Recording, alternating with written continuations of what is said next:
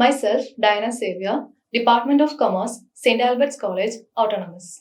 Today, I am going to deal with the topic Operations Research. First of all, I am splitting the word operations. So we get two words, that is operations and research. The meaning of operations is the thing that is ready to use or in a working condition.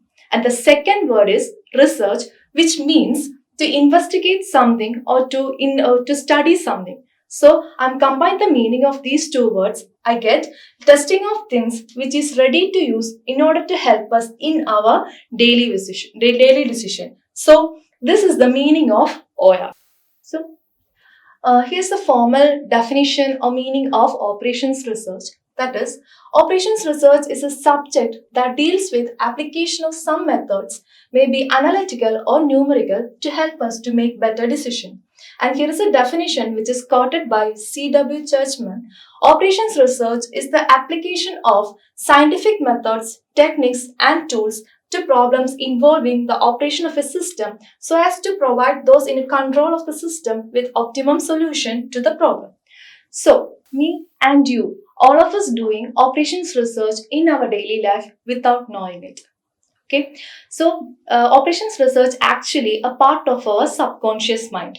So we can say that operations research help us to take better decision from various alternatives in our daily life.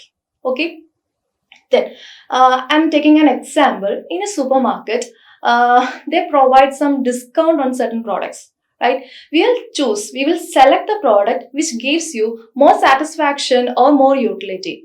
So for selecting that product, for selecting that particular product, we made some calculations in our mind, right? Such calculations made in our mind and the decision we taken are known as operations research. Okay? Let's move on to the evolution of operations research. Okay? When we're looking into the history, during Second World War, the British Army facing some problems regarding their allocation of weapons and their manpower. So they called their scientists and asked them to solve this problem. The scientists came with the solution which is called simplex. So we can say that operations research is actually come from the research, from the field of research.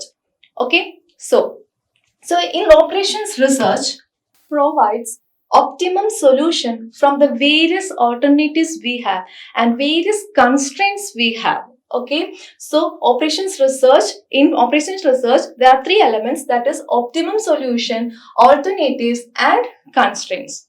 Right? So, I'm taking an example.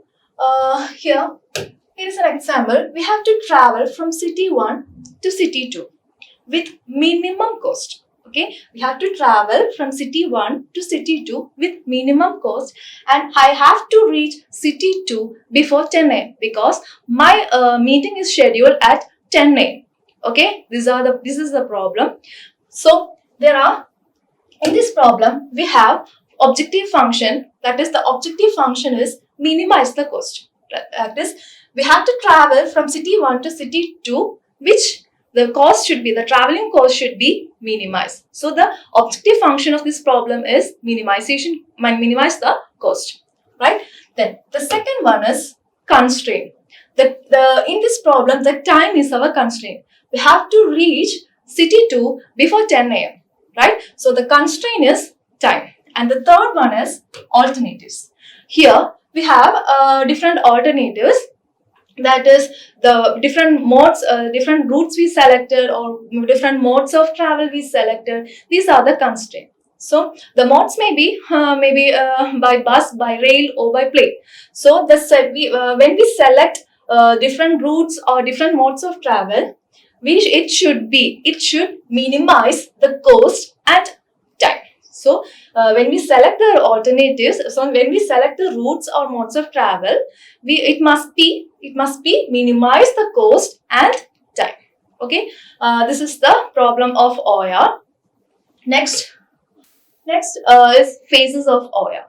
Okay, the phases of OR. The first phase is defining the objective function.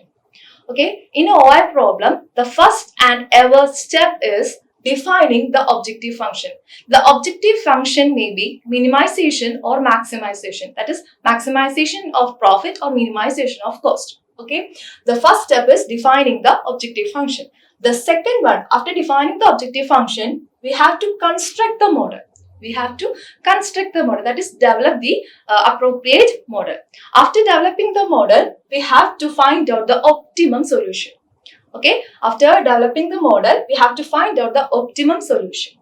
Then when we find the solution, we have to validate, is it good, is it optimum? So we have to validate the optimum solution, that is we have to validate the solution, right? Then the last step is implementation. That is, after validation of our solution, we have to implement in real.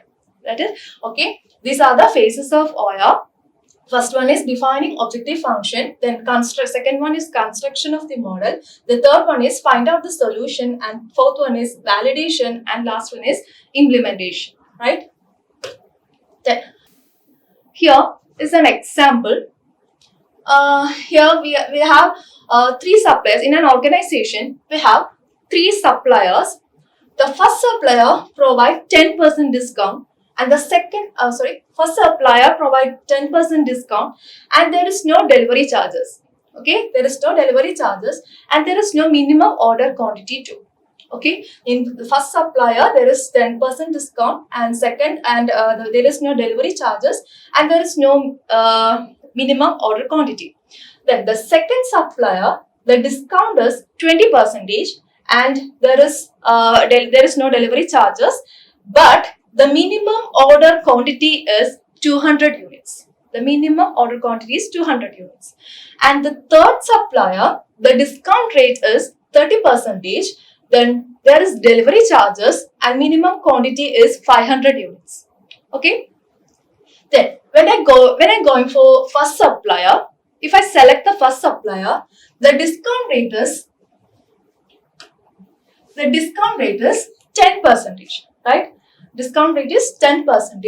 Then when I'm going for the second supplier, the discount rate is 20%, right? Then when I'm going for a third supplier, the discount rate is 30%, 10, 20 and 30. If I select the objective function, that is minimization of cost, no doubt I will select the third supplier, right? But if I select the third supplier, there is delivery charges, right? There is delivery charges, which means we have to pay more amount compared to other suppliers. Okay, we have to pay more amount compared to other suppliers. So in this problem, the optimum solution of this problem can be obtained through OER techniques. So we have to the optimal solution of this problem can be obtained through OER techniques by applying OER techniques, right? These all are about OER. I hope all you understood. Thank you.